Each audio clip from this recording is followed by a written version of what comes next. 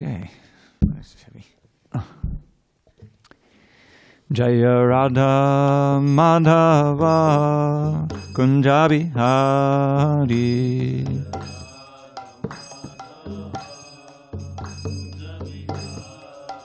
Jaya Radha Madhava Kunjabi Hari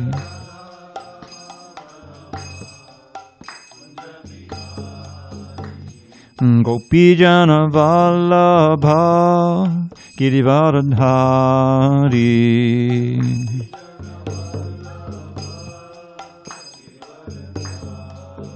Jaya Gopijana Vallabha Girivardhari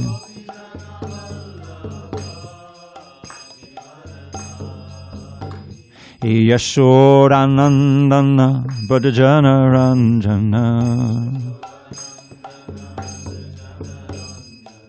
Yashodanandana Bhajana Ranjana Jamuna Tira Vanachari Yamuna Tira Vanachari Jaya Radha Madhava Kunjabi Hari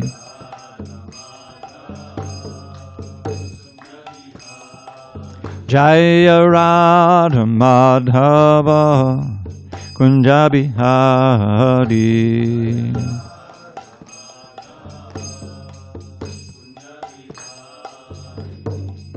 Hare Krishna, Krishna Krishna, Hare Hare, Hare Rama, Hare Rama, Rama Rama, Hare Hare, Hare Krishna, Hare Krishna.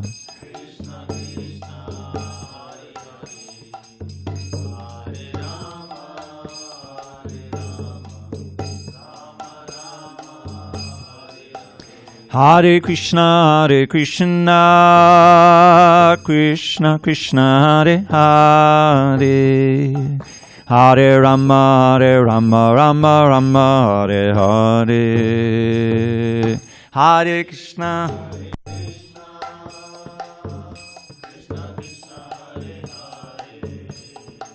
Hare Rama, Ram, Hare Hare. Jaya Radha Madhava Kunjabi Hari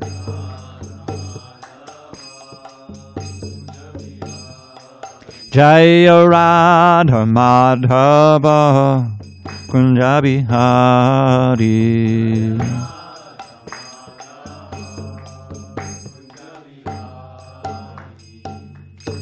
Jai Om Vishnupada Paramahamsa Parvajikacharya Ashtotar to the Sri Srimad His Divine Grace Srila A.C. Bhaktivedanta Swami Prabhupada Ki Jai ISKCON BBT Founder Acharya Srila Prabhupada Ki Jai Jai Om Vishnupad Paramahamsa Parvajikacharya Ashtotar to the Sri Srimad His Divine Grace Srila Bhakti Siddhanta Saraswati Thakur Ki Jai Ananta Koti Vaishnavina Ki Jai Namacharya Srila Haridas Thakur Ki Jai Srimad Bhagavad Gita Ki Jai Samaveta Bhaktivinoda Ki Jai.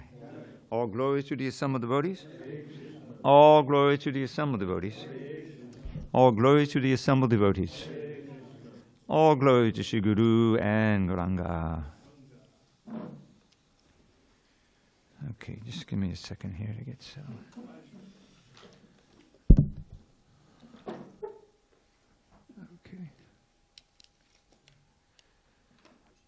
So,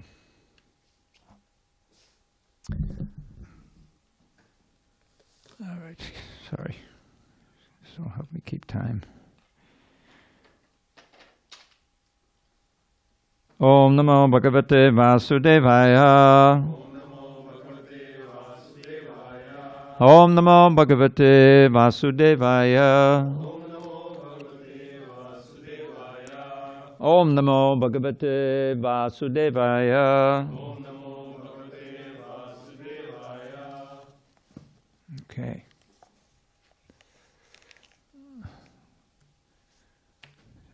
Sorry. Too much paraphernalia.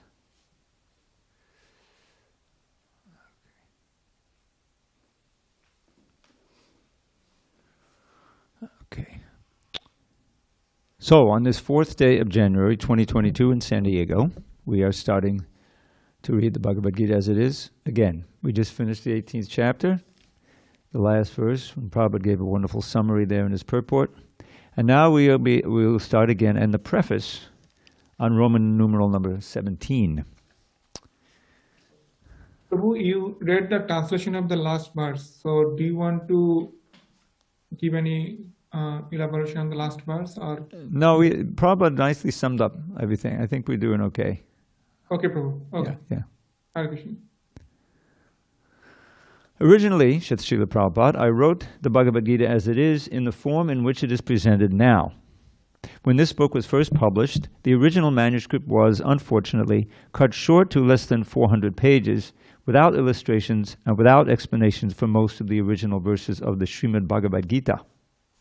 In all of my other books, Srimad Bhagavatam, Sri Ishopanishad, etc., the system is that I give the original verse, its English transliteration, word-for-word Sanskrit-English equivalents, translations, and purports. This makes the book very authentic and scholarly and makes the meaning self-evident. I was not very happy, therefore, when I had to minimize my original manuscript. But later on, when the demand for the Bhagavad Gita as it is considerably increased, I was requested by many scholars and devotees to present the book in its original form. Thus, the present attempt is to offer the original manuscript of this great book of knowledge with full parampara explanation in order to establish the Krishna consciousness movement more soundly and progressively. Our Krishna consciousness movement is genuine, historically authorized, natural, and transcendental, due to its being based on Bhagavad Gita as it is. It is gradually becoming the most popular movement in the entire world, especially amongst the younger generation. It is becoming more and more interesting to the older generation also. Now, Prabhupada's writing this probably in late 71 or early 72. Yes, May 1971 he wrote this. The book was still being prepared and finally was published in 72, I'm not sure which month. It is, the older gentlemen are becoming interested, so much so that the fathers and grandfathers of my disciples are encouraging us to become, by becoming life members of our great society, the International Society for Krishna Consciousness. In Los Angeles, many fathers and mothers used to come to see me to express their feelings of gratitude for my leading the Krishna Consciousness movement throughout the entire world. Some of them said that it is greatly fortunate for the Americans that I have started the Krishna Consciousness movement in America. But actually, the original father of this movement is Lord Krsna himself, since it was started a very long time ago, but is coming down to human society by disciplic succession. If I have any credit in this connection, it does not belong to me personally, but it is due to my eternal spiritual master, His Divine Grace, Om Vishnupad Paramahansa Parivritakaracharya 108 Sri Srimad Bhaktisiddhanta Saraswati Goswami Maharaj Prabhupada. If personally I have any credit in this matter, it is only that I have tried to present Bhagavad Gita as it is, without any adulteration. Before my presentation of the Bhagavad Gita as it is, almost all the English editions of the Bhagavad Gita were introduced to fulfill someone's personal ambition. But our attempt in presenting Bhagavad Gita as it is to present the mission of the Supreme Personality of Godhead, Krishna. Our business is to present the will of Krishna, not that of any mundane speculator like the politician, philosopher, or scientist, for they have very little knowledge of Krishna, despite all their other knowledge.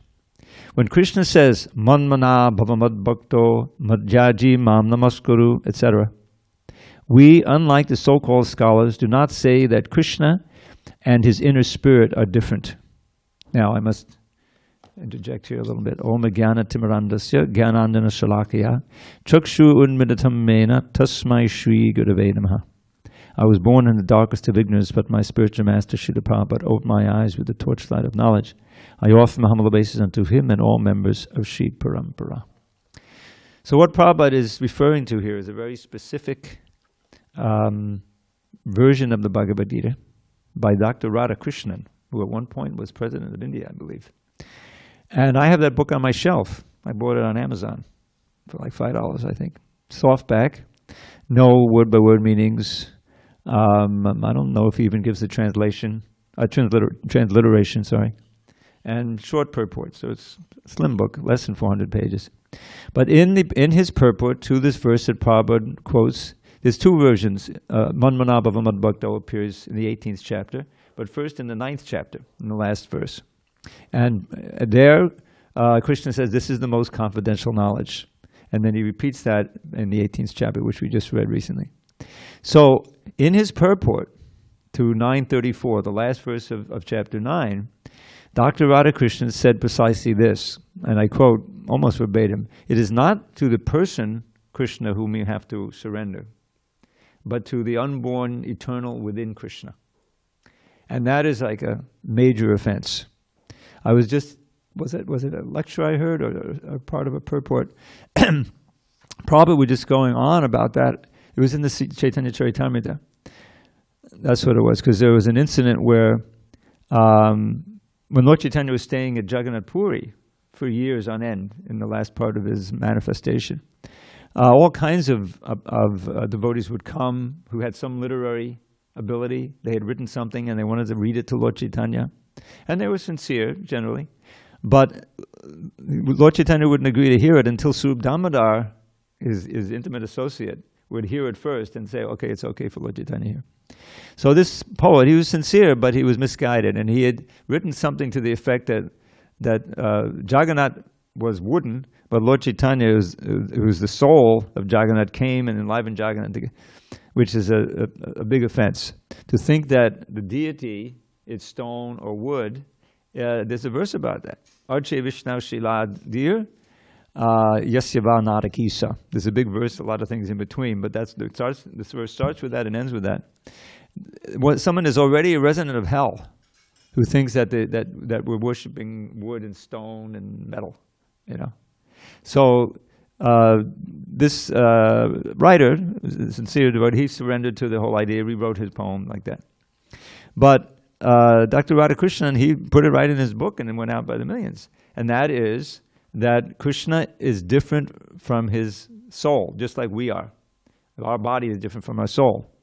But to say that Krishna is different from his soul is wrong. He's solid spirit.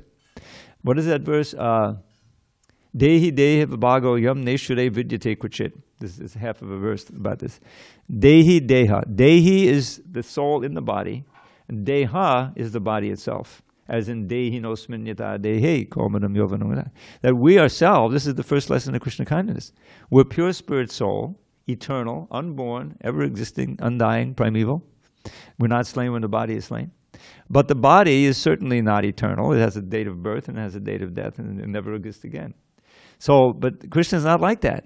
He's solid spirit. He's supreme spirit through and through. Never changes his body. Indeed, in the 4th chapter, when he says to Arjuna, Imam vivastade yogam proktavana hamavim vivasvamana vepra manurikshvakave bavid. I originally spoke this science, this is the beginning of the 4th chapter, to Vivasvan, the sun god, who then spoke it to his son, Vaivasvata Manu, who spoke it to Ikshvaku, and in this way it's come down to human society. So remember what Arjuna asks? He asks a very logical question. How is that? We're contemporaries. I mean, we're like brothers. We were born around the same time. How did you speak it millions of years ago? So Krishna answers, Bahuni me, vyatitani janmani tabacharjana, tanyaham veda sarvani, natvam veta parantapa. Many, many births both you and I have had, because Arjuna is Krishna's eternal companion. Even in the material world, he keeps taking birth in different capacities, but he's always a friend, you know. But Arjuna forgets, because he's a pure devotee, but he does have a body made of matter that has to die eventually. So he forgets everything, just as we have. But in each birth, Krishna is there and he has the relationship. So that's the difference. And brahmacharis would go out and then they would come back and report how many bhakti-gathas they distributed. So he was hearing that. And this devotee had heard, he was in some kind of a ceremony with Dr. Radhakrishnan there. And he spoke this very thing. This was the first time Prabhupada heard it. And he, in his book, Renunciation Through Wisdom, this is actually a compilation of Bengali essays that Prabhupada wrote for one of the periodicals that Bhaktisiddhanta Saraswati would put out. It was written in Bengali, translated by Sarva Bhavana, who was a close friend of Bhakti Charu Swami. And after he had translated it into English, Bhakti Charu Swami had suggested to Prabhupada that we put these essays into a book. Prabhupada was very happy to hear that. He encouraged him. And so Bhakti Charu Swami then edited it, and then I got it and polished it a little bit. And it's come out as a book called Renunciation Through Wisdom. And in there's a whole section where Prabhupada is citing the pages of the book, which I have on my shelf, the same magician apparently, and just going on and on about how this is such a great offense to separate Krishna from his body, to think he's, you know. And so the quote from the Shastras, Dehi Deha Vibhago Yam, a difference between the Dehi, the soul, and the body never exists for the Ishvara, for the Supreme Personality of Godhead. So that's Prabhupada is referring to that here in this preface. When Krishna says Madmana Bhava Madbhakto Madhyajin Mam Namaskuru, etc., we, unlike the so-called scholars, do not say that Krishna and his inner spirit are different. Krishna is absolute, and there is no difference between Krishna's name, Krishna's form, Krishna's qualities, Krishna's pastimes, etc. The absolute position of Krishna is difficult to understand for any person who is not a devotee of Krishna in the system of parampara or disciplic succession. Generally, the so-called scholars, politicians, philosophers, and swamis, without perfect knowledge of Krishna, try to banish or kill Krishna when writing commentary on the Bhagavad Gita. Such unauthorized commentary upon the Bhagavad Gita is known as Mayavad Bhashya, and Lord Chaitanya has warned us about these unauthorized men. Lord Chaitanya clearly says that anyone who tries to understand the Bhagavad Gita from the Mayavadi point of view will commit a great blunder. The result of such a blunder will be that the misguided student of the Bhagavad Gita will certainly be bewildered on the path of spiritual guidance and will not be able to go back to home, back to Godhead. So I must relate a personal experience in this regard. I was very involved with a certain mission. I don't like to name names, but in a certain mission, famous in Bengal, and transplanted to America. Famously, one of the leading sannyasis in that movement spoke at a religious conference at the end of the 19th century. You know what I'm talking about. So they have a very elaborate and wonderful center in New York, in a nice part of the town in Manhattan, and I used to go there. And I was getting involved, and I was singing. In fact, there's a song we used to sing in English that Shankaracharya had written in Sanskrit, and more or less the theme was, I'm not a Brahmin, I'm not a Sudra, I'm not a worker, I'm not a man, I'm not a woman, I'm pure spirit soul, I'm Brahman, aham brahmasmi. That was the whole idea. You know. And of course, those of you who are familiar with the Chaitanya Charitamrita, Lord Chaitanya wrote a verse where he says the same thing. Naham vipro nachanadapatir napi vaisho nashudro naham varni nachagrihapatir no vanasto yatirva. The first two lines are almost exactly what Shankaracharya had expressed in his song. Literally, I'm not a Brahmin, I'm not a Kshatriya, I'm not a Vaishya Shudra, I'm not a Brahmachari, I'm not a Grahastha, I'm not a Vanaprastha, I'm a sannyasi. But then the second half is completely different.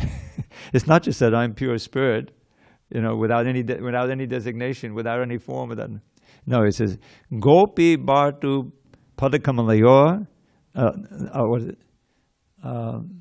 Dasa Dasa Anudasa.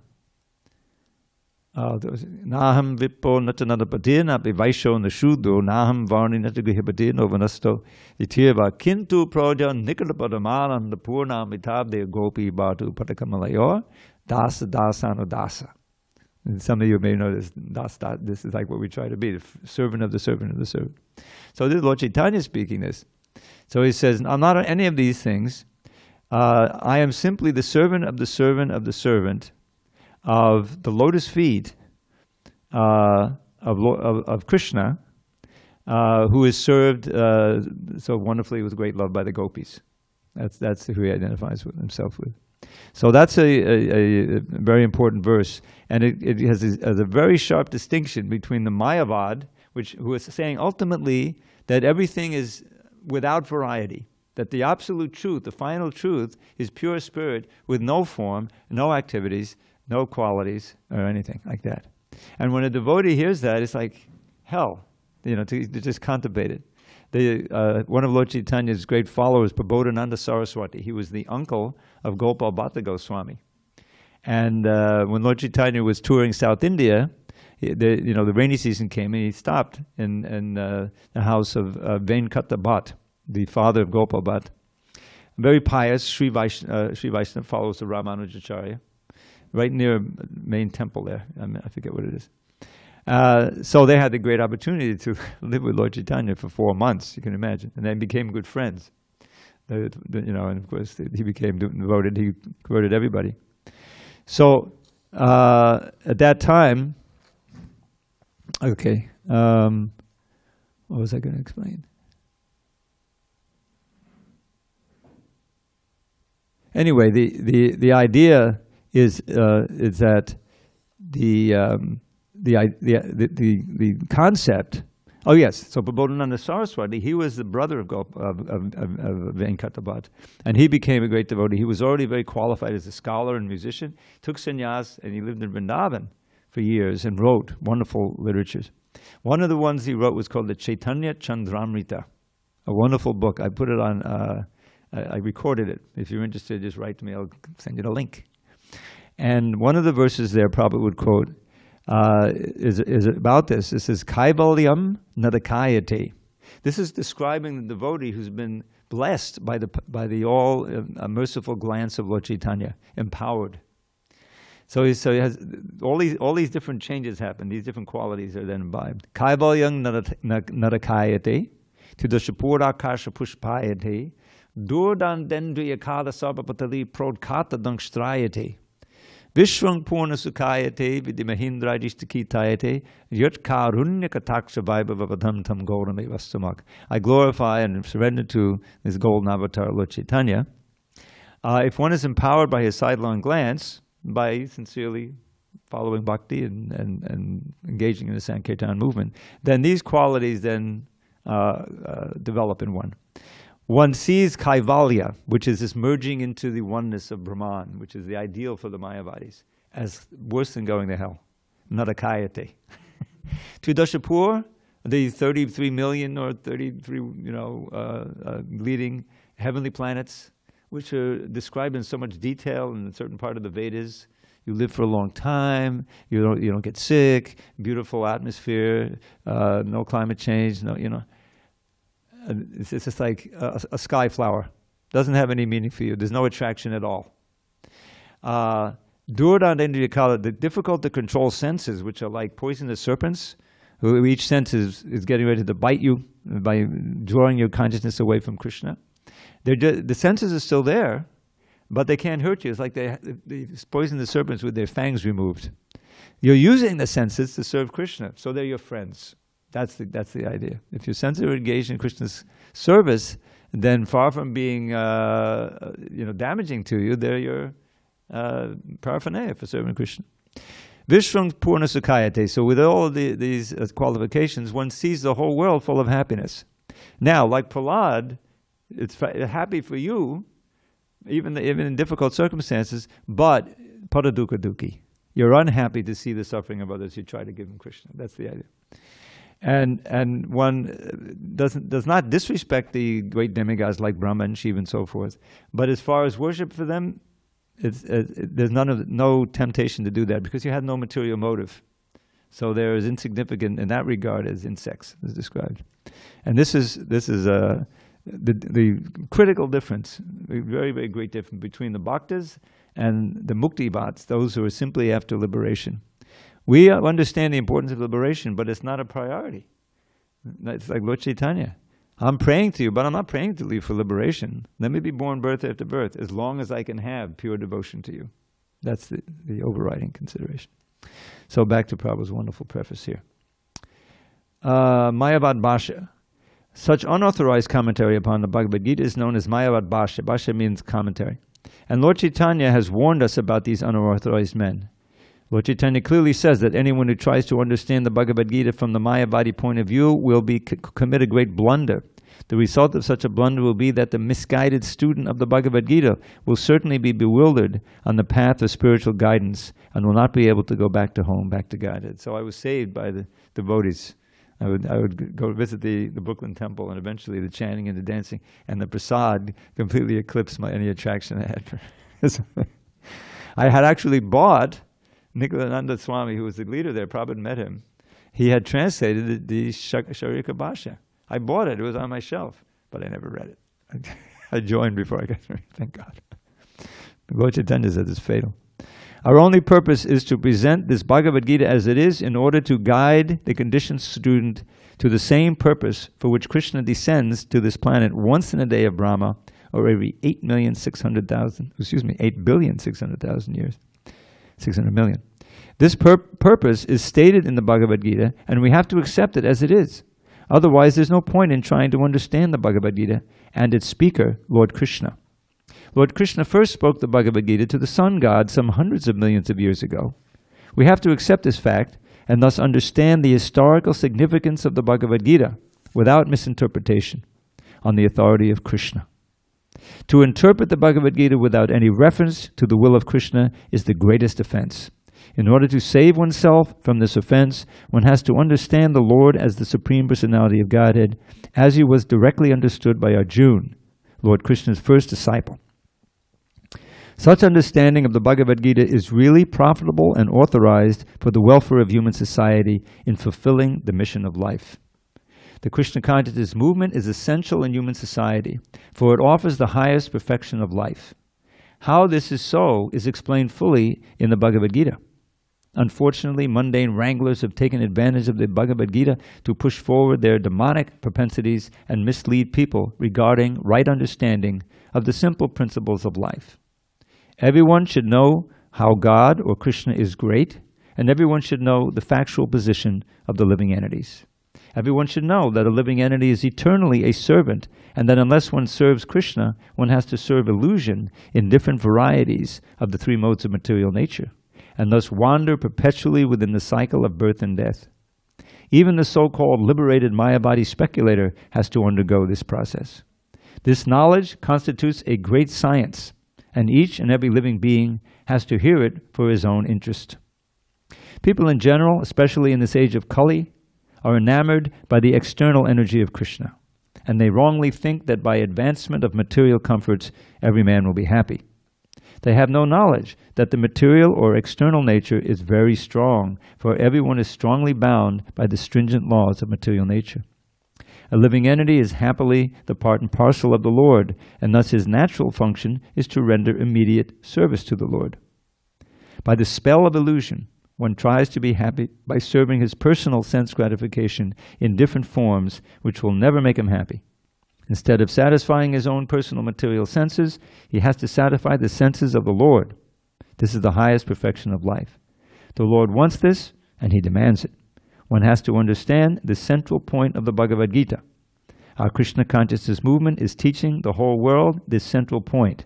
And because we are not polluting the theme of the Bhagavad Gita as it is, anyone seriously interested in deriving benefit by studying the Bhagavad Gita must take help from the Krishna consciousness movement for practical understanding of the Bhagavad Gita under the direct guidance of the Lord. We hope, therefore, that people will derive the greatest benefit by studying the Bhagavad Gita as it is, as we have presented it here. And if even one man becomes a pure devotee of the Lord, we shall consider our attempt a success. And in that he's quoting his own spiritual master. A.C. Bhaktivedanta Swami, 12 May 1971, Sydney, Australia. So as I was reading this, I was picking up on Prabhupada's mood, and he is exactly in tune with the dynamics of the Bhagavad Gita. He's like on a battlefield here, and the enemy is not other human beings so much, but it's ignorance itself. And when the ignorance is being propagated in the name of spiritual advancement through the Bhagavad Gita, Prabhupada is like fire. And you can hear his energy in wanting to set things right, because it's for the welfare of people in general. Srila Prabhupada is already back to Godhead. He didn't have to go anywhere. He could just stay in Vrindavan and chant Hare Krishna. But he was moved by his own spiritual master's order, by the prediction of Lord Chaitanya that his name would spread all over the world, and by his own compassion. Again, in the mood of Prahlad. There's 2 verses in Prahlad's prayers that encapsulate the whole Sankirtan mission and the mood. And I'll just share them with you because they perfectly fit in here. And that is near the end of his prayers, the whole story where his father, the original demon Hiranyakashipu, his very name, encompasses demonic mentality, gold and soft bedding, and the bed companion. Prabhupada says that's demoniac life. So he was the arch enemy of his son, his delicate little son, who was a great devotee, pure devotee. So the whole story. Nrsimhadev appears, annihilates Hiranyakashipu and all of his henchmen. And then Prahlad comes forward to pray, and no one else can pacify him. Nrsimhadev is on fire. Lakshmi wants to pray. She's like 100 yards away. She prays. Indra does the same. No one can go near him. They're afraid. They have nice prayers, but... So finally they say, Prahlad, you go. He likes you. Maybe you can... So Prahlad fearless, he goes, offers obeisance. And as soon as he gets there, Nrsimhadev, he puts his hand on his head, and he becomes Komala Nrsimha. There's fierce Nrsimha. We're very familiar with. We have a picture here. And then there's Komala Nrsimha, which means gentle or soft Nrsimha. And that's after he's, when Prahlad is there. So Prahlad is there, and he's offering these prayers, and they're all very beautiful. I won't go into the detail. They're full of philosophy. Do you want a book, Prabhu? You're okay. And so and near the end of his prayers, he has these 2 that encapsulate this Sankirtan mission. So the first one goes like this. He's praying in the Shringan, Naivod vijay padadodatya vaitaranyas Fadviyagayana mahamata magna chitta Shocetato vimukacheta sehindriyata maya sukhaya baramun bhato vimudhan. So first he says, my own position is, I'm never disturbed in this world. He proved it. His father tried to kill him in so many ways, and he tried to boil him in oil, crush him under elephants, and give him poison, the snakes, and pierce him, of course, with weapons. And Prahlad simply was completely absorbed in samadhi, thinking of Krishna, and he was completely protected. Didn't even feel any pain. So his father was really scared by that. Where did you get your power from? Same way you do, Father, from the Supreme Lord. It's the last thing Hiranyakashipu wanted to hear. So then the battle takes place and he's annihilated. And so then he goes through this prayers. Now, then he has this prayer. He says, I'm never disturbed. I'm with you because I'm always thinking, and you're across the ocean of Vaitarani, there's between the material and the spiritual world. In other words, because I'm completely absorbed in thoughts of you, the Supreme Lord, I have no disturbance personally. Plus, wherever I am, I can chant your powerful glories and dive into an ocean of nectar. Tadvirya Gayana. And that's available to us also when we take the opportunity. That's the great advantage of having the Srimad Bhagavatam, which is the pinnacle of literature, not just spiritual literature. The Sanskrit verses are exquisite. They give us subject matter to absorb the mind in Krishna. And the vibration is not different from Krishna himself. So I can sing your glory, be powerful, virya gayana, mahamrita magna chitta, and immerse my mind in an ocean of nectar. So what problem do I have? Yeah. But, shochetato, I am lamenting. What? Lamenting, it says at the end of the Bhagavad Gita, the shochati and the kanchati. But this is more advanced. I am lamenting for these foolish souls who've turned their face away from you. Vimukha cetasa, for the sake of indriya priti, sense gratification. Indriyata, and therefore maya sukhaya. They're trying to enjoy this flickering, illusory happiness of the senses, birth after birth, and suffering like anything. Bottom, bearing a burden of trying to enjoy this body, this dying body. Vimudhan, who's completely foolish. So he has a mission. The next verse, he solidifies the whole thing. He compares himself to other spiritualists. Prayena deva munayo svamukti kama maunam chadanti vijanena parata nishta naitan vihaya kupanam vimukta eko nanyam tvarasti shadano brahmato nupashye. Says for the most part, these sages, so-called sages, spiritualists, Muniya, There's Swavamukti Kama. Every word is so significant. This phrase, Swavamukti Kama. Mukti itself is actually a personal desire. It's maybe more refined than more gross sense gratification, but it's still self-centered. I want to be free of all suffering. Okay, great, But if that's your only motive, then you're ignoring. There's no empathy for all these millions of souls who are suffering. So that's why it's called a kind of kama, Svavamukti Kama. And what do? Maunam charanti vijane. They wander in silence where there's no other people. Vijane. The forest, the hills, some Himalayan cave somewhere, Maunam in silence. Maunam charanti vijane. Napar arta nishta. Not at all determined to help others. That's not even in their range. I'm going to somehow get free of this, And it's artificial. To try to transcend the pulling and the pushing of the senses and all of the latent desires and all of, just by force of will, by being very austere, being alone, they go away from distractions. It's not possible. A few may transcend, come to the Brahmabhuta platform, but their intelligence is still impurified. This is right from the Bhagavatam. And they eventually fall down and come down, open hospitals or something, because it's too boring up there. So, Prabhupada said, I'm not like that. I can't give up these souls because I see that there's no other hope for them but you. I have to be your agent to preach and give them Krishna consciousness. And this is exactly the mood of Lord Chaitanya in those purports there. Prabhupada describes it. So Prabhupada is like on the battlefield here. And Bhagavad Gita, which also takes place on the battlefield, is a very important element of that battle because it's a battle for the mind. It's not some physical thing.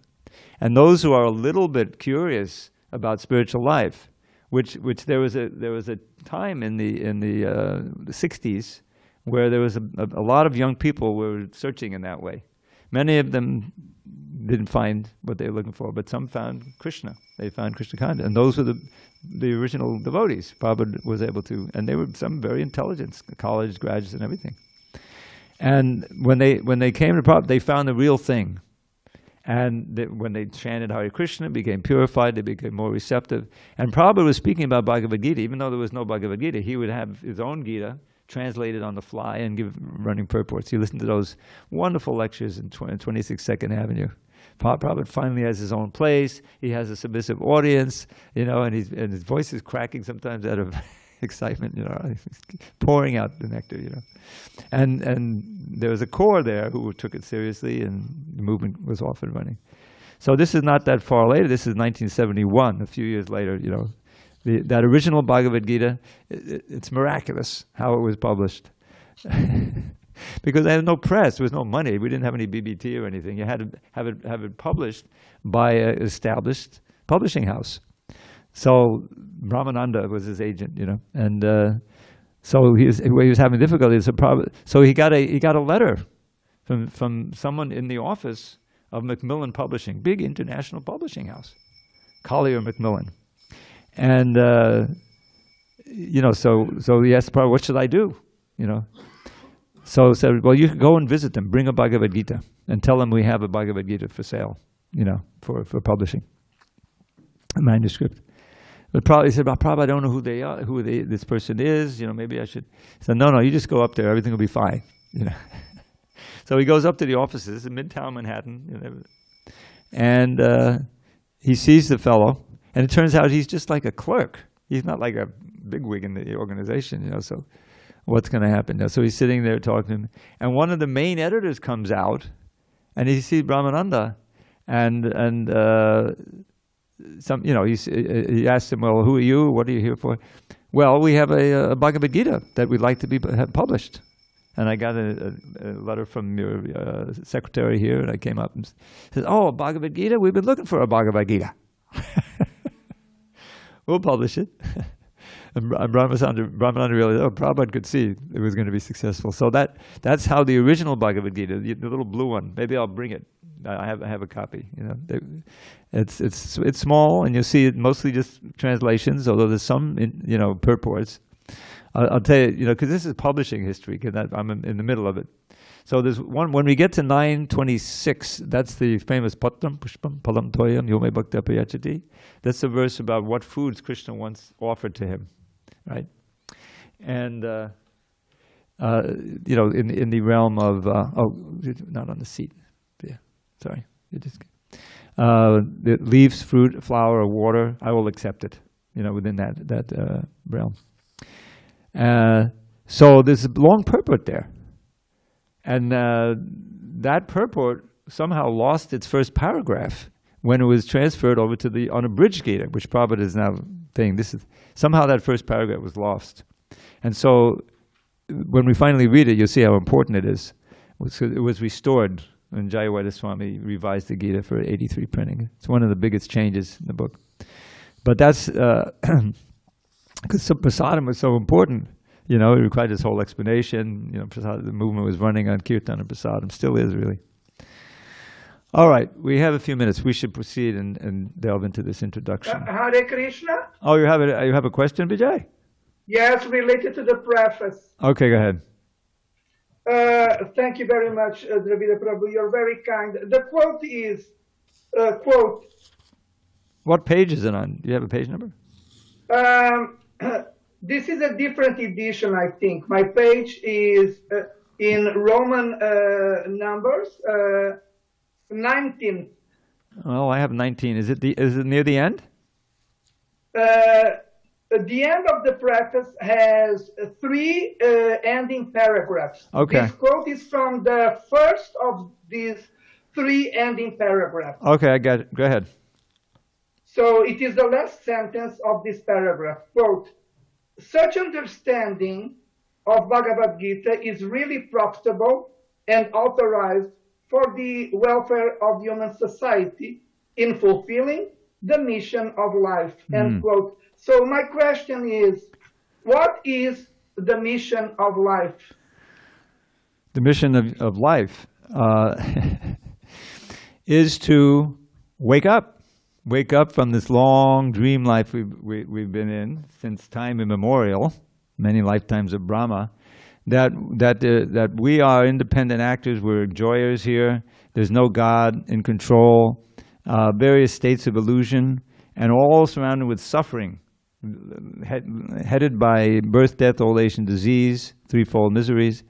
And so the mission of human life is to wake up and reform our consciousness by practicing bhakti yoga under the guidance of Bhagavad Gita and its genuine representatives, and go back home, back to Godhead. That's the mission of human life. And indeed, there's really one question that for every living being, and really can only be asked and answered by human beings, and that is sadhya and sadhana. What is the mission of human life? Sadhya. And when you know that mission, then you need to, well, how can I achieve the goal? What is the goal and what is the means to the goal? So sadhya and sadhana. And most people don't understand that. They think the sadhya is having something to do with their material condition. Make a lot of money, get comfortable, get a name, fame, whatever it is, you know, get healthy. Your sadhya changes as you go through life.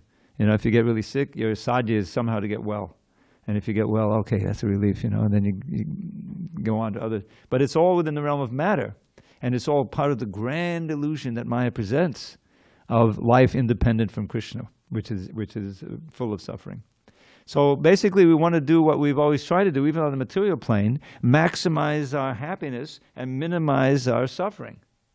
But on the material plane, it's impossible. You always get the opposite. You may try and try and try, but eventually the suffering becomes enormous and it's so much you have to leave the body, start all over again. But on a spiritual plane, you can enter into this world of experience where your suffering really comes down to nil, even in a situation like Prahlad had, when there's great danger and you're at the point of death, so many different things.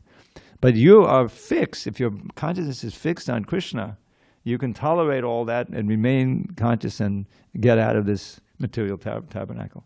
So to simply put, the mission is to purify our consciousnness and go back home, back to Godhead for an eternal life of bliss and knowledge, which we have to have accept as a reality. It's not a, and along the way, there's so many side benefits, even on the material plane. You can feel much more peaceful and confident and satisfied. Vishrang Purna Sukhayate. The whole world can be seen as a place of Krishna's pastimes. So that's a simple, short answer. And I'd like to... Yes, Dravida Prabhu, if I may say it again, breathtaking answer to my question. Okay. Thank you very much. We have a certain cycle of adjectives that he uses now. Thank you, Prabhu. Okay. You're welcome. All right. We may not be able to start this. Thank you, Prabhu. Tomorrow. So it says here... what page? I think it's 18th. 18. Okay. Where it is. Yeah, I see 18. It says Lord Krsna first spoke Bhagavad Gita to the sun god some hundreds of millions of years ago. Mm-hmm. And then it says Arjuna was the first disciple. Lord Krishna's first disciple at the ending of the paragraph. So Surya Dev, right? Which is sun god. He's speaking of Vivasvan. Okay. Yeah. Surya, yeah. So he was not the first disciple then? Well, the thing is, Arjuna is eternally, traveling with Krishna. Wherever Krishna goes in the material world, Arjuna is there. So he even preceded that. He was in that sense, he's the first disciple. So I think that's what he's talking about. So even before it was spoken to in a different sun birth, god, in a different word, birth, it was probably spoken yeah. to Arjuna. Yeah. We have something from Daniel. Thank you, Dravida Prabhu, for a wonderful class, as Hare always. Krishna. So you're saying that in order to have a clear consciousness and find success in Krishna consciousness, is that we simply focus on Krishna and try to be absorbed in the devotional service. That's the first instruction. Right. And so my question is, being in the material world, how can we turn it into, a spiritual practice? Like how can we see the spiritual side in the material world? How can we change the perception? Well, it's a very systematic process. Begins with hearing. And hearing from the right source, the right subject matter, that is a very powerful means of purification. And the hearing of the holy name and the chanting of the holy name. Now, chanting implies hearing too. So you're hearing and chanting simultaneously. That purification takes place automatically. It's just like the sunshine. If you want to get cured of a disease, there's a lot of sun is often helpful, like tuberculosis or something. So you don't have to make a plan. Okay, I'm going to go out in the sun, and then what am I going to do? How's that going to work? You don't have to worry. It automatically happens. The sun is a purifying agent. If you expose yourself to it, not too much, not too little, then you'll get the benefit. So it begins with this hearing from the right source. And that's an essential part of our sadhana. That's why it's first. Shravanam, Kirtanam, Vishnu Smaranam. So the hearing and chanting invokes the remembrance. And those three are the foundation of all of the other processes. But it all, just like Archanam, we're going to have a kirtan soon in front of the deities. So maintaining the deities with all of the elaborate dressing and the prasadam and all the offerings, that's also training us. Because in other words, this is what's happening in the spiritual world. Krishna is being dressed and he's looking so beautiful and he's taking so many feasts, and the dancing and the chanting. That we got to get trained up for that, And it's a joyful process, as you yourself quoted early on. I remember, Susukam, Kartam Abhyam. This is from the 9th chapter. Very joyfully performed. Unlike, this impersonal path, you go alone. They can't eat any wonderful sweet rice and things like that. That's Maya. That's enjoyment. You see how offensive that is. But if it's actually prepared with love and devotion by a devotee, offered nicely in the altar, it becomes a sacrament. It becomes a spiritual experience. You're exchanging with Krishna. You're advancing like that. So this is all part of the process. You read the Nectar of Devotion. That's the sadhana that I was talking about. And there's unlimited varieties. Just like I'll end with this one experience. Last night, we had quite a same number of people, different configuration. It's amazing. And there was one devotee, I didn't recognize him at all. His name was Karim, Bhakta Kareem. I don't know if anyone was, I don't think anyone in the room here. You remember Kareem. So he was one of a crew. There was some brahmacharis. This is 10 years ago. And he was a book distributor, and, you know, but he left with some of the others. But he was visiting here with a friend. So at the end of the time, he said, "Do you recognize me?" He said, "No, I'm sorry, I don't." He had facial hair and everything. You know, he was shaved up when he was a brahmachari. He said, "Oh, it's Bhakta Kareem." "Oh, Bhakta Kareem." And then I remember, "Didn't I teach you a verse?" It was the only verse he ever learned, he told me. You know. He said, "Yes, yes." And then he started chanting it, but he had also forgotten it. Druta Tapaniya, Druta Tapaniya. He said, "Yes, yes, Druta Tapaniya." So I couldn't remember it, you know. So then he left because he had to go, and then on the way back home, I started going over. "Oh, I know what it is. Druta Tapaniya, Duhamanda Vilopattakula Baham, Viditachandakabadhanamabadanam Jagatam. Mama Dishamam Mutati Muditana Nabimba Maho. Kimapikashora Dharma Madodam, Madodam, Madodam." Now, who doesn't know what those last three words mean? You know, sweet, sweet, sweet. Yeah. So anyway, this is there's a story behind this verse, how he learned it, but I'll just give you a quick translation. So what it is Bilvamangal Thakur, he wrote a lot of other things besides the Krishna Karnamrita, and this is one of the verses he wrote. So he's just you know, he can't see physically, you know, but he's constantly writing these verses about how Krishna's coming before him and he's seeing in his spiritual eyes. So this is one of them. So Druta Tapaniya means a molten gold. Druta is, but a certain kind of gold. Tapaniya is tapa, you can hear the tapa is heat. Highly refined gold. And when you heat it, it becomes very shiny, even more than regular gold. So naturally, it's very proud of its glow. But it says, that's Druta Tapaniya Durmada Vilopi. But Krishna's beautiful yellow silken garments are destroying the pride of that gold. That's the first line. And Krishna has fashioned a beautiful ornament for his hair out of peacock plumes. But he himself is the ornament for the whole universe. Abhadanam means ornament. Abhadanam Jagatam. Jagatam means universe, so he's the ornament for the universe. Mama Disham Abhyuteti. He has come before my eyes, which are physically blind. You know the story. Mama Disham Abhyuteti. Muditana Nabimba Maho. Oh, how wonderful it is with his beautiful moon-like faith, which is so joyful. He's smiling at me, you know. Muditana Nabimba. Kimapi Kishora Dhamma. Kimapi is an Sanskrit idiom. We have so many idioms in English, which means ineffable, beyond my ability to describe.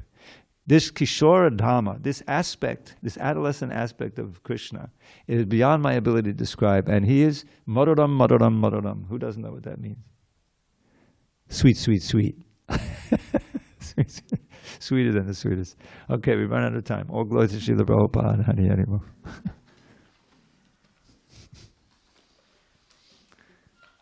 I can be almost 100% sure you won't hear that verse quoted in any other class. It's kind of, I don't know if anyone knows it.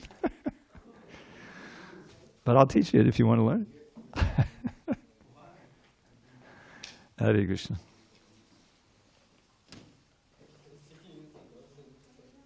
So, all right, we'll start the introduction tomorrow.